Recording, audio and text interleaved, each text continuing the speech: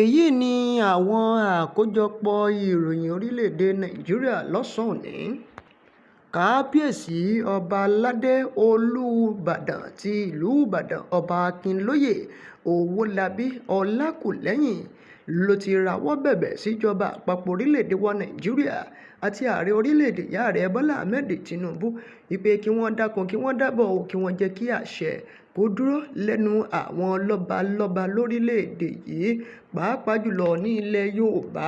nítorí pé kò sí àpọ́nlé fún àwọn lọ́balọ́ba àtòrí adé mọ́ ní ilẹ̀ yorùbá ọlákúlẹ́hìn ló ń rawọ́ bẹ̀bẹ̀ nígbà tí ó ń gbàlejò kábíyèsí ṣọ̀ún tìlú ògbómọ̀ṣọ́ ọba àfọlábí ghandi ọláòyè òrùmọgẹ́gẹ́ kẹta ní ààfin rẹ̀ tí ń bẹ ní àrẹ̀mọ ìbàdàn ní ọjọ́ ìṣẹ́gun tuesday àná yìí. àwọn olóyè àgbààgbà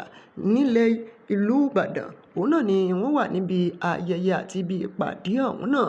lára wọn ni àṣìpàlú ìbàdàn ọba abíọ́dún kọ́lá dáìsí ẹ̀kẹrin olùbàdàn ọba hamidu ajíbádé ẹ̀kẹrin balógun olóyè àgbà akeem bọ́lájí adéwọ̀yìn àti ẹ̀karùn-ún balógun olóyè tó tún jẹ́ aṣòfin àgbà sharafadeen abiodun ali. àwọn tó kọ́wọ̀ọ́rìn pẹ̀lú ṣọ̀ún ògbómọ̀ṣọ́ òun ní ààrẹ àgọ́ ògbómọ̀ṣọ́ àti àwọn olóyè míì ọlákúlẹ́hìn nígbà tí balógun ẹ̀karùn-ún balógun tí wọ́n ń gbẹnu wọn sọ̀rọ̀ ni wọ́n sọ wípé àwọn lọ́balọ́ba ní ilẹ̀ yìí òun náà ni ẹnu wọn ò fẹ́ máa tọ̀rọ̀ mọ́ o àfi kí ìjọba àpapọ̀ orílẹ̀-èdè nàìjíríà kí wọ́n tún gbé agbára kí wọ́n gbé wo àwọn lọ́balọ́ba padà kí wọ́n jẹ́ kẹ́nu àwọn tọ̀rọ̀ lórí ọ̀rọ̀ epo bẹtiró lórílẹ̀‐èdè nàìjíríà.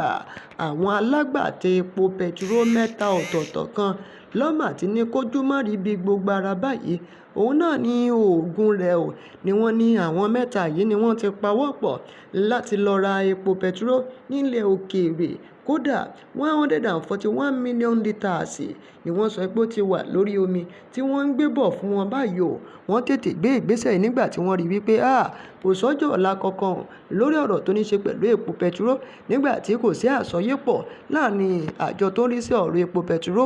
àti ìjọba àpapọ̀ lórílẹ̀‐èdè wa nàìjíríà. bákan náà ni wọ́n sọ pé ọ̀rọ̀ àwọn dangote àti nnpcl òun náà ni kò mú ọjọ́ ọ̀la kankan tó dáa wá o nígbà tí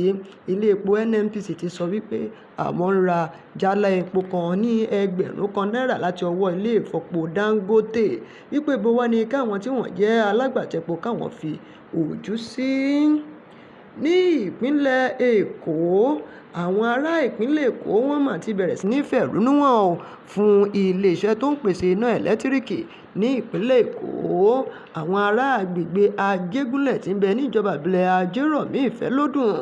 ní ìpínlẹ̀ èkó ni wọ́n ti kọ ìwé ìpẹ́jọ́ sí iléeṣẹ́ èkó electricity distribution plc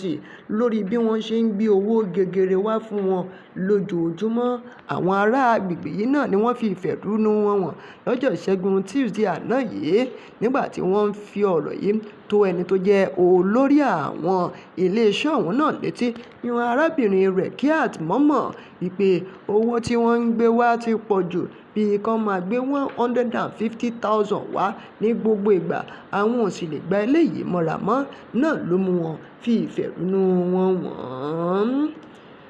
iléeṣẹ́ ọlọ́pàá orílẹ̀-èdè wa nàìjíríà tí gíwọ́ ọlọ́pàá orílẹ̀-èdè wa nàìjíríà tó ń tukọ̀ rẹ̀ káyọ̀dé ẹgbẹ́tókun ti sọ nínú ọ̀rọ̀ rẹ̀ wípé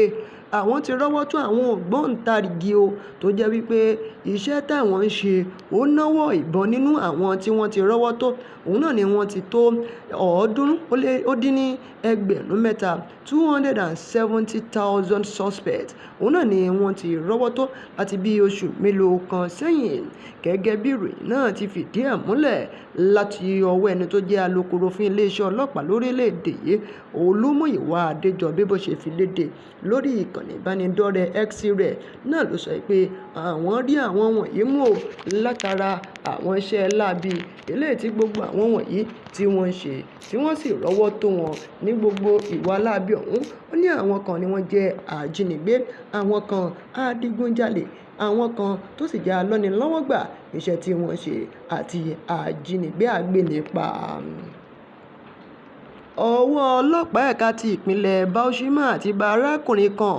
eléyìí tí àwọn ọmọ ogun ilẹ̀ wa tí wọ́n ti lé kúrò lẹ́nu iṣẹ́ tó sì ń pera rẹ̀ pé òun sì wà lẹ́nu iṣẹ́ tó tún fi ọgbọ́n àlùmọ̀kọ́rọ́yìn lu àwọn ènìyàn ní jìbìtì. Àwọn mẹ́ta ọ̀tọ̀ọ̀tọ̀ kan ni wọ́n ní ó lù ní jìbìtì tó sì gbowó tó tó 250 ní ọwọ́ wọn ní ẹgbẹ̀rún náírà kan $250,000. Aliyu Adamu lórúkọ rẹ̀ ẹni tó jẹ́ alukoro fún iléeṣẹ́ ọlọ́pàá ẹ̀ka ti ìpínlẹ̀ Bauchi ọ̀hún náà ìyún Ahmed Wakili nínú àtẹ̀jáde rẹ̀ lọ́jọ́ Ìṣẹ́gun Tuesday àná yìí náà ló sọ wípé wọ́n ti lé Aliyu Adamu kúrò ní ẹnu iṣẹ́ láti bí ìgbà mélòó kan sẹ́yìn ṣùgbọ́n tó ń parọ́ tó tún fi ń gba owó lọ́wọ́ àwọn èèyàn.